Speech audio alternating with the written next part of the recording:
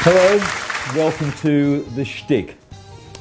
I'm very sad today that this is the last episode of the SHTICK on free-to-air TV on Channel 31, but we can't do much about it at the moment except to go online, which is where we will be going sometime later in the year. In the meantime, I'm going to try and make everybody happy by bringing on a laughter expert. Ben-Moshe. Yes, that's me. Thanks for having me. Welcome to my bar. Oh, it is a very, very cool bar. It is nice. Cool. We haven't had it on the show since the last time I got drunk, about 3 years ago with Eddie Tamir on tequila. And we're drinking whiskey, so we're going to drink l'chaim to laughter, yes, and happiness, and good health and wellness. And that's your shtick. It is my shtick. Really? Tell me more about your shtick. Well, I am a laughter wellness facilitator, a laughter yoga facilitator, and I essentially go out and run assorted laughter programs, mindfulness programs, and give keynotes around issues of, I suppose, wellness, resilience, how to bring more laughter into your life, and things like that I'm sure we'll get into. Your background is in academia. It is. At La Trobe University. That is correct. And you're still an adjunct lecturer there? That is correct. So for many years I was actually subject coordinator and lecturer in health promotion, and I also lectured in public health, and now I just have an adjunct role there. And I'm full-time with my own company, which is Laugh Life Wellbeing Programs. And that's the website where everyone can go if you want to find out more about Roz. That's the shtick. That is true. That is true. www.laughlife.com.au. Yeah, well, I'm finding it really hard to laugh because I'm faking it today. That's okay. As long as you're faking it with the right intention. It's a shame, I know. I'm really, really sad.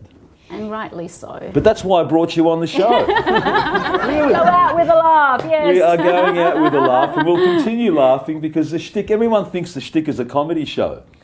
Because that's what, they think, oh, this guy's got a shtick and he's funny, you know. Yes. But shtick can apply to all sorts of things. Of course. Yeah, because it's something you're passionate about. Yes. And your passion is wellness, really. Yes. It's therapy. My passion is wellness, but it's actually specifically laughter wellness. So that's my shtick. And you just brought out a book. It is true. This is my new book, which is Laughing at Cancer, How to Heal with Love, Laughter and Mindfulness. I heard you on radio the other day with Libby Gore. Yes. And it just like a little light went up above my head. I've got to get Ross because I've known you for quite a while. Yes. And because we see each other around. But I had always wanted to get you on because I knew you had a shtick. Everyone's got a shtick. No, not everyone's got a shtick. If you haven't got a shtick, you haven't got a life. And I know you've got a life. Yes, that's true. Absolutely. So tell us about your book. So essentially, Laughing at Cancer was written when 6 years ago I got a shock diagnosis of bowel cancer. And my nice life was sort of turned right upside down.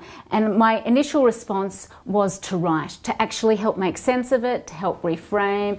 And very, very early on into my writing process, I realised as much as I was writing for myself, I was actually writing to this sort of future imagined readership. So throughout, I would sort of talk about various healing strategies that I was using that other people might be able to use, and getting people to really think about some of the things that happen when you become disempowered, whether that's through ill health or through a significant life challenge. So throughout my book, I've actually got opportunities for reader engagement after each chapter, and various healing techniques and strategies, whether that be laughter wellness or mindfulness practices like a smiling mindfulness practice or visualization exercises, reframing, whatever it is, essentially a whole range of things for people to really take on board so they can effect and promote their own healing. So it's it's as much as it is about me, it's really not about me. It's really like a partnership, and I suppose my journey is the conduit for other people's journey to wellness. Because laughter is infectious. Absolutely. It's like any great disease. It can be passed on. Absolutely, and that's what we've got working for us. But it's not just laughter in the physical sense. I actually talk a lot about laughter wellness, and laughter wellness is actually a little bit more of a broader concept. So you can bring in things like, various smiling mindfulness practices. You can look at, ways that you can bring micro moments of joy into your life that really trigger those endorphins, those feel-good hormones. So laughter and smiling is obviously a great way to do that, but there are many, many ways to do that. And I suppose one of the things that, I want, a message to come out of my book is it's not, we often have things going on in our life that our lives are less than perfect. We might be going through adversity. And rather than just sort of, I suppose, just sort of sit back and think, geez, my life is really, really crap. If you start thinking like that, that's what you're going to see. You're going to see that your life is really crap. But so you've got to have a positive attitude. It's not just about having a positive attitude. It's about bringing a conscious level of awareness to these positive things that sort of trigger endorphins or trigger this sort of positive behaviour. So I call them as micro moments of joy. So each day to actually look at things that actually trigger your inner smile, whether it's sharing a nice, whiskey with a friend. Or looking at the glass and saying it's half full rather than half exactly. empty, Or, it's not, especially if people are going through adversity, it's not necessarily going to be about the big things like a wedding or a promotion. It's going to have to be about smaller things, like, as I say, having a nice conversation with a friend, or, even just like observing a really beautiful sunset. And the more micro moments of joy you can have in your day, the more happiness you will feel and more life satisfaction. And you're having a book launch at Spirit Grow. That is true. Which is one of the places where you've done quite a few programs over the years. That's the word. Yes. So the book launch is on Sunday. On the 18th of June. And the reason for my timing actually for the book to come out in June is it's actually Bowel Cancer Awareness Month.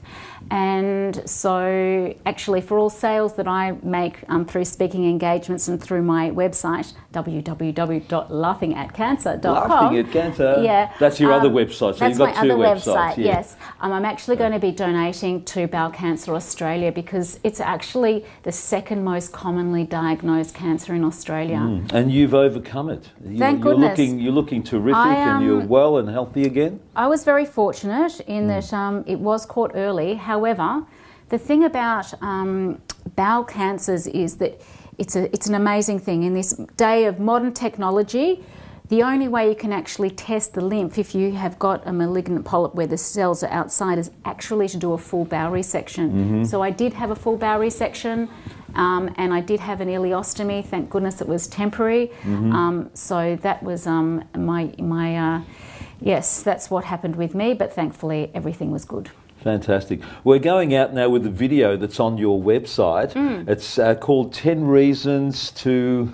I think why laughter is the best medicine. That's right, exactly. And laughter is the best medicine, and we've got to keep on laughing despite the fact that this is our last show on Channel 31. And we'll be back after the break with Newton Gatoff, my associate, who we're going to just have a bit of a summation of where we've been, where we're going, and what's it all about.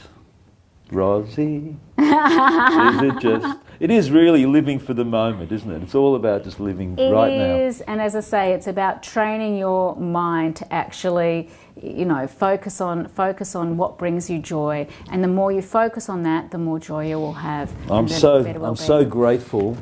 And that's another great word. I love gratitude. Conscious gratitude. Conscious gratitude. I love it too. I'm grateful to have had 13 years of the SHTICK, wow. 49 and a half seasons. Yeah. Wow. And 507 shows. That is a hell of an innings. We'll see you in the next segment with Newton Gatoff.